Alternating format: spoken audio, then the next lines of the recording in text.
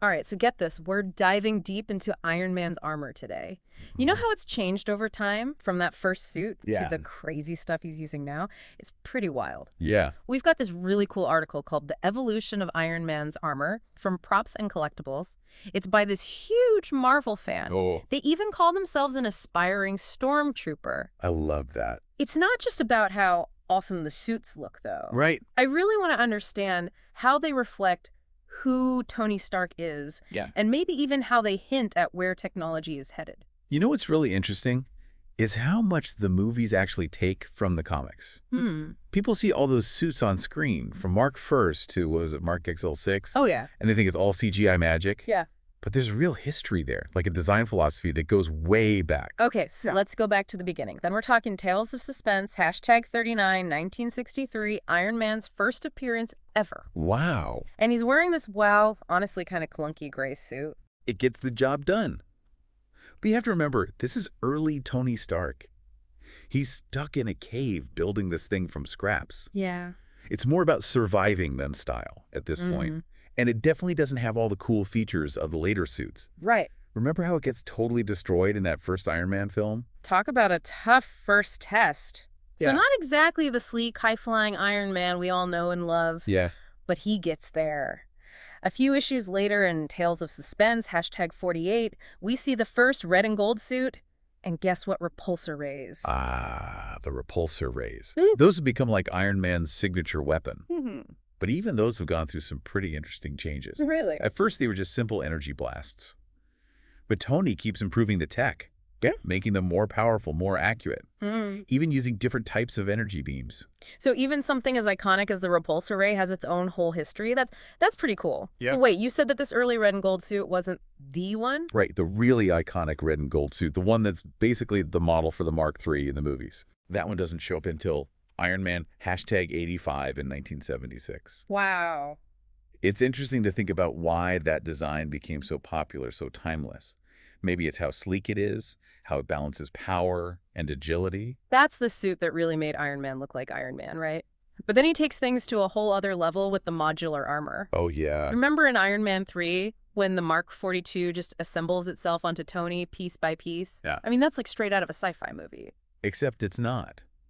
The idea of modular armor actually comes from Iron Man #300 back in 1994. Wow. Tony realizes he needs to be more adaptable, so he designs this system where he can swap out parts of the armor on the fly. Oh, that's cool. The Mark 42 in the movie takes that to the extreme, though, with pieces flying onto him. It's like he's thinking ahead to every possible threat and building a suit to counter it. Almost like he's maybe a little obsessed. You know, that's a good point. The modular armor could be a sign of Tony's anxiety, his need to be in control all the time. He's not just building suits for battles anymore. He's trying to be ready for anything. Wow, I never thought of it that way. So the armor isn't just some cool gadget. It actually reflects Tony's state of mind. Right. I like where this is going. And you said earlier there are a bunch of suits from the comics that haven't even been in the movies. Oh, yeah, tons of them. And some of them are even wilder than what we've seen in the movies. Like, have you ever heard of the War Machine armor? It first appeared in Iron Man, #281, in 1992. Oh, yeah. And believe it or not, Tony himself wore it first. Wait, Tony wore the War Machine, but isn't that Rhodey's suit? I mean, it just makes sense. Rhodey's the strong, reliable guy, and the War Machine is all about raw power. It fits him. It does fit him well. But in the comics, it started out of Tony's way to take on a group called the Masters of Silence. So yeah, he knows how to handle the heavy weapons, too. Okay, I can actually see Tony in that suit. But if we're talking about heavy hitters, we gotta talk about the Hulkbuster. Oh, yeah. I mean, come on. It's the Hulkbuster first appeared in Iron Man, #304 in 1994. That's right. And it makes total sense. When you're up against a force of nature like the Hulk, you need something that can handle his strength and rage. Right. The Hulkbuster's not about being fancy. It's about brute force. It really shows how good of an engineer Tony is, that he could even design a suit to go up against the Hulk.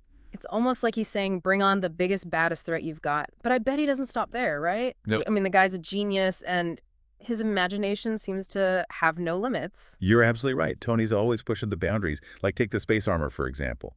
This one comes from his time with the Guardians of the Galaxy. Space armor. That's wild. I mean, we've seen him fly, but going to outer space? That's a whole other level. I'm picturing Iron Man blasting through asteroid fields, fighting alongside Star-Lord and the gang. Do you think we'll ever see that on the big screen? I can't lie, seeing Iron Man in space would be incredible. But, thinking about it, doesn't going to space have, like, unique challenges? Totally. The atmosphere, Yeah. the radiation, zero gravity. Yeah, all that. Exactly. And that's where you see how brilliant Tony is. He adapts. The space armor has to be super durable, able to handle extreme temperatures and pressures. It probably has advanced life support systems.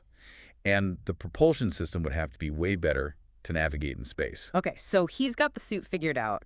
But what about the guy inside it? Can the human body even handle that kind of environment? Well, that's where things get even more interesting. Remember we talk about Tony always pushing the limits, not just with technology, but with his own body.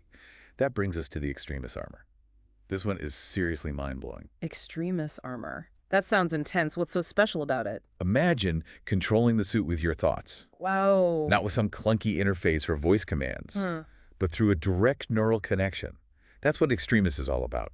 In the comics, Tony injects himself with a virus, the Extremis virus, which basically rewrites his biology, allows him to interface directly with the armor's operating system. Hold on. He injects himself with a virus. That's risky, even for Tony Stark. What's the advantage? Total control and response time. The suit becomes like an extension of him, reacting to his thoughts instantly. He can control everything. The repulsor raised the flight systems just with a thought.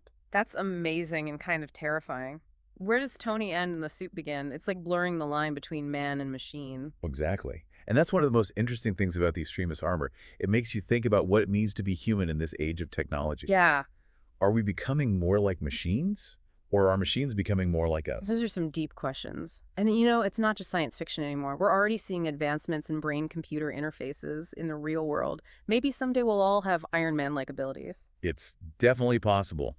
But if we're talking about really pushing the limits of man-machine integration, we have to talk about the bleeding edge armor. Bleeding edge! Okay, that sounds intense. What's that one all about? This is where things get really wild. Imagine the suit being stored inside Tony's body, not in some compartment, but literally integrated into his bones and nervous system. Wait, what? The armor is in his bones? How is that even possible? In the comics, it's nanotechnology. The armor is made of billions of tiny machines that can assemble and disassemble themselves. When he's not using it, these nanites just live in Tony's body. Yeah. Basically makes him a walking, talking weapon system. That is next level. But doesn't that make the whole man-machine thing even more complicated? I mean, if the suit is literally part of him, is he even human anymore? That's a good question. The bleeding edge armor takes the idea of a cyborg as far as you can go. It challenges what it even means to be human. And honestly, I'm not sure we'll ever see it in the MCU. Yeah, I can see why it's a little much, even for a superhero universe. But I like that they're exploring these ideas in the comics, makes you think. But a suit in your bones, that's got to be a long way off. Probably. But there are other suits from the comics that might actually work on the big screen, like the Marvel NOW armor. Oh, yeah, I've seen that one. It's got that cool black and gold look. Mm-hmm. And I think I remember reading something about liquid metal technology. You got it. The Marvel NOW armor uses a shape-shifting liquid metal alloy, so the suit can change its shape to fit different situations. Imagine a suit that can morph, form weapons, even repair itself. That would be awesome to see on screen. Liquid metal, shape-shifting, self-repair. Yeah. Sounds almost too good to be true, but hey, if anyone can do it, it's Tony Stark. He does have a way of exceeding expectations. But what's really cool is how Iron Man's armor kind of mirrors our own technology. Yeah. Like from those early clunky suits to these crazy concepts. Yeah. It's like a timeline of human ingenuity. So you're saying maybe someday we'll be walking around in suits of liquid metal armor. Sign me up. But seriously, what do you think is next for Iron Man and his tech? Well, if the comics are anything to go by, the possibilities are endless.